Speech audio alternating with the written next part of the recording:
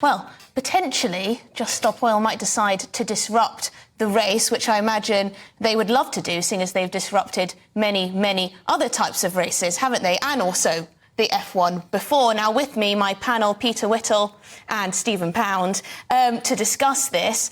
Who should I start with? Peter. Yes. Just Stop Oil. Just Stop Oil. Peter. Well, please just stop. I mean, frankly, they are the most, high morally righteous people.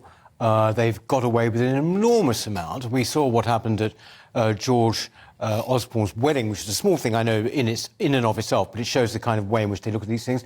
But the number of people, ordinary working people, who are simply stopped from going about their business, going to work or whatever, by these overprivileged middle-class, upper-middle-class people who think somehow they've got the God-given right, actually, to disrupt our lives. It will go on unless the police really crack down. But, Peter, at least this is consistent with their message, disrupting the Formula One, because, of course, gas-guzzling cars. Whereas I don't know why they went and spoilt the Glyndebourne Opera. Well, I mean, that speaks volumes, actually. The fact is these people would know about Glyndebourne, the opera, which I go to. They just happen to be there, I think. Yes, exactly. And, the fact is they're not being consistent in any other way. It just so happens to be racing. No. I mean... They just want to spoil everyone's fun. They think they're so high and mighty. They have moral superiority complex, don't they? And also, I think, for some of the more... I don't mean to be ageist, but maybe for some of the middle-aged people who indulge in this kind of... these kind of acts, these kind of protests. Is this like a rebellion later on in life? Perhaps they didn't rebel as youths. Well, so now it's let's have a bit of fun. People who can afford to live on the top of the hill often think they occupy the high moral ground. Yes. I think in this particular case, what amazes me about this is why, in the name of all that's holy, would anybody want to go and watch something which is essentially Scalextrics on steroids? People whizzing round and round. What is there to watch in Formula One racing? Oh, people love it, Stephen. I'm sorry. Call me old-fashioned. But, when it was at Brooklands or something like that, where you had Surtees and Sterling Moss and people with those helmets and their goggles racing around, it was man and machine. Well, Stephen, that's not the point, is it really? Whether people enjoy the F1 or not. We all agree that these particular JSO people, they're a bunch of self-indulgent people.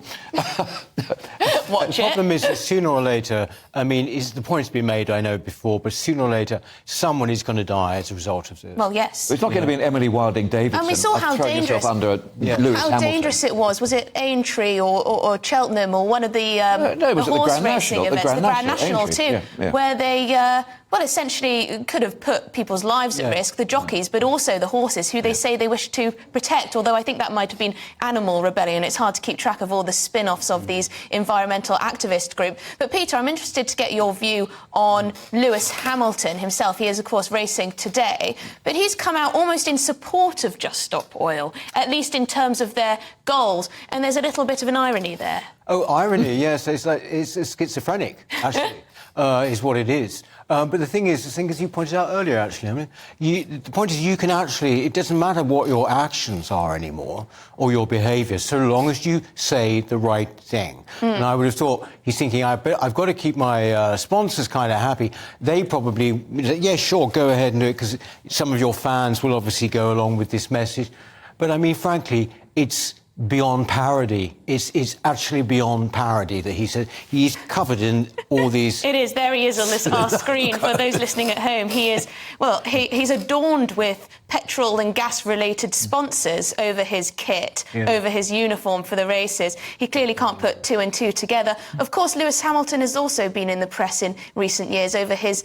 Well, he likes to use the benefits of tax havens. Indeed, to put it... But what's terrible is virtue signalling has now replaced virtue. And, the virtue signalling didn't exist a few years ago. And there's now people think, it doesn't matter what I am or what I do or what my actions are, it's as long as I say the right thing. Exactly. And thank heavens for GB News. Well, it's exactly what people despise, loathe, don't like with Meghan Markle and Prince Harry, isn't it? It's the assumption that as long as I say that I love the environment, I want to protect the environment, as long as I say I'm an anti-racist, that's all that matters. It's not actually your actions. You can still fly around the world in a private jet and, you know, make vacuous podcasts about yourself. But as long as you say you're a good person, you are a good person, yes, Peter. But it's what represents a good person now. That's the point, is that the idea that a celebrity, whether it's sporting, film or Meghan Markle, the idea that they would deviate or say something different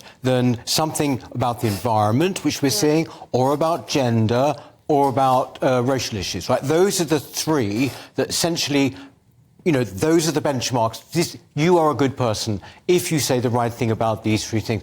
You know, when was the last time you heard any actor or any sort of pop singer or sports person say anything outside of those very narrow parameters? Lawrence Fox. Well, the thing is... Apart from... And look what he paid for it. Lawrence then paid for it, of course. Yeah. But the, you know, you've got people who are outliers, like J.K. Rowling, who arguably is too big to cancel. She's obviously come out when it comes to gender-critical views, believing that you can't just say you're a woman... well, you're not a woman because you say you are, essentially. And also you've got Sharon Davies, of course, who has said this, but it's very much a minority. And if you want your sponsor collaborations with, you know, your Nikes and your, I don't know, makeup brands or whatever, you're going to find it very difficult if you have a controversial view. And that is why GB News exists, to have these discussions with people from all sides of the argument, Stephen. And that is why I love working here, Stephen. Is that right? Yeah, but I mean, I read in the paper this week that, you know, one of your advertisers has got all sniffy and huffy and said they don't want to advertise because they've got this backlash against it, which obviously has immediately engendered a backlash on my part to actually stop buying from that particular premise. Immediately. Yeah. I think I think what really worries me about virtue signalling is an excuse, it's a substitute for analysis and thought. Because if you simply say, I am this, I am that, you're not thinking it through. You're never actually confronting the real issues. And you're going to end up with a whole bunch of robots sitting there parroting the same vacuous nonsense. Where's the debate? Where's the discussion? Where's the oracy? Well, where is the oracy? We're going to be talking about Keir Starmer and